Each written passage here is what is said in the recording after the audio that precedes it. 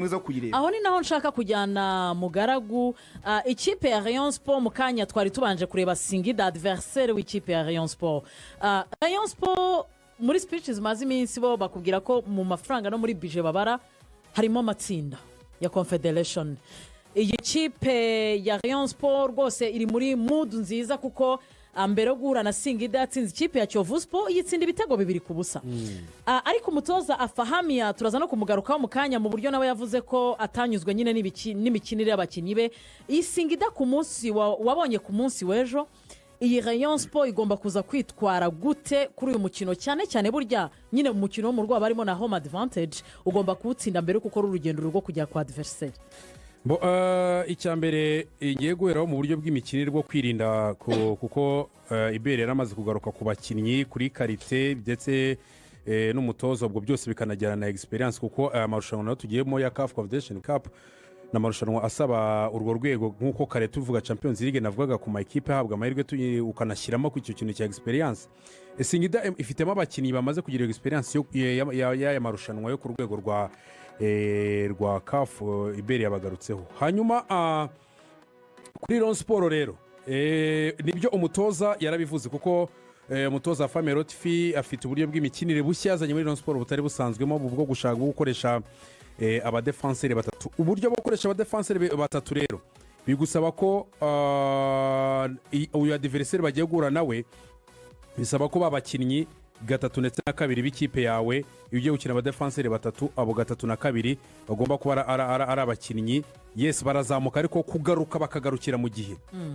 kuko iyo batagarukira mu gihe bituma mediane yawe cyangwa se abakinnyi mu kibuga hagati baza kuba expose kuko iyo ukoresha abadefenseri batatu ubusabwa kuza kuba ufitemo abakinnyi babiri mu byitwa holding midfield. Nuvuga ngo ukina gatandatu uguma hafi uza gutanga umutekano kuri defense ndetse n'undi umuri iruhande uza gukina mu buryo bwo kugenda ikipe yataka akanagaruka cyangwa se abo bita aba box to box. Abo ngabo bakaba ari abakinnyi bagomba kuza guhagarara neza iyo batakaje imipira. Iyo rero ufite abakinnyi bakina kuri kabiri no kuri gatatu batari beza mu kugaruka ndetse no kuza gufasha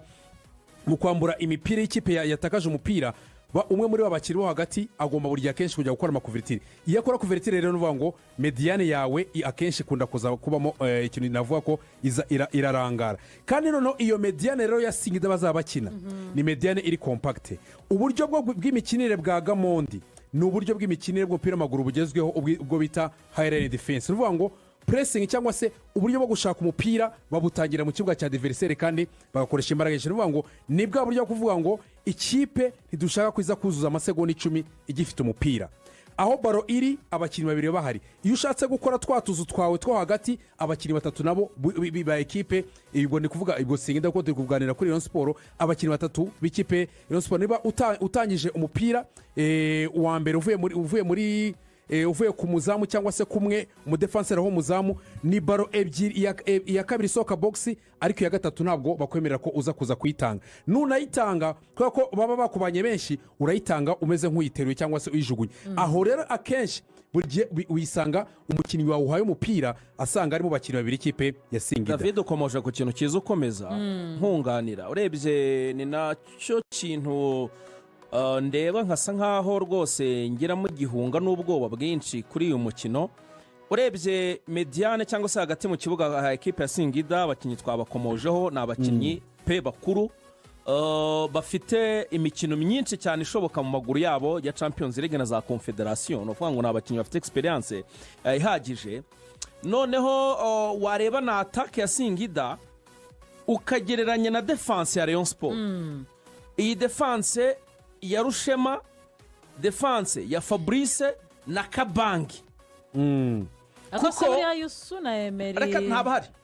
Reka novuga ngo Emery ari gukorera imyitozo ku ruhande ntabwo aratangira full training. Ntabwo arabijana kwijana. Dianye nawe fitness ntiraza nubwo ari gukorana na team yose ariko nawe ntago ari umuntu wahita uvuga ngo ngiye kwita mpfa kumushoramo gutyo bwo anamushyizemo yabafashe risk nk'abandi bose. Ariko abo bana nari mvuze Rushema, Kabange na Fabrice niyo se marushanwa yabo ya mbere mpuzamahanga bagiye gukina. Wenda abandi aba wing back wenda Serumogo ako na Sindi Paul Jesus urumva naramutse abanjemo nawe yaba ari mushya na Sindi Paul urumva nyine yaba ari nke cyane ni nkeya nuvuga ngo ahangaha aho ruzingiye ni hagati mu kibuga mu by'ukuri ni ukuvuga ngo koca Lotfi uko zitwara ku bakinnyi bakina hagati ba ekipe ya Singida nibyo bizagena uko match igomba kugenda byanze bikunda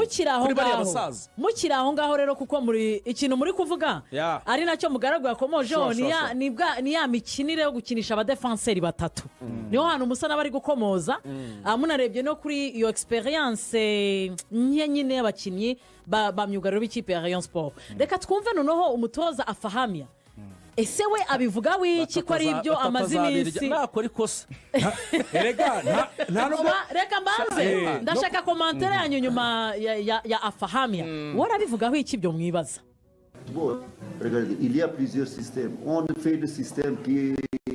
mu mupira w'amaguru hari uburyo bwinshi bw'imikinire twahisemo uburyo bw'imikinire bwafasha ikipe ngo itsinde nubwo budashobora gukora mu kibuga ariko ntabwo nzi ikibazo kiri muri Rayon Sport ntabwo nkizi ikibazo ni uburyo nkinamo cyangwa nibyo abafana bifuza ko nkinamo cyangwa se ni ikipe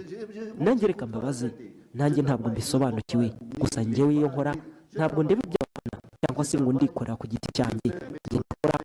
ibyo abo dukorana bambwira ubundi nkigendera nkanareba ariko rimwe na rimwe numva ngo nitwe ikibazo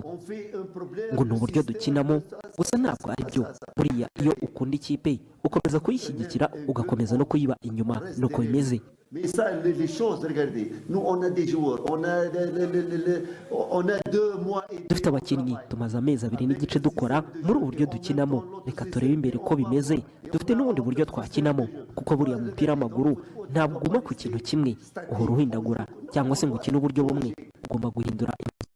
bwa mbere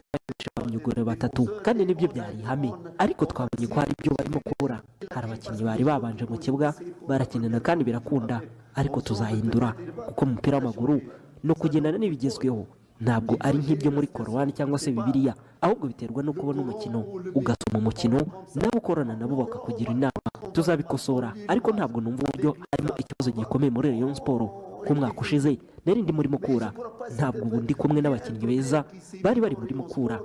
iyo hajemo kunenga gutya bijagaraza abakinnyi reka mbasaba ba Rayon Sport ngo bihangane nibikomeza gutya bizakomeza kujagaraza ikipe n'abakinnyi natwe hazazamuka igitutu cyinshi nubwo ikipe ya Rayon Sport harana igitutu nk'ikipe ikomeye ariko ndasaba abafana gufasha ikipe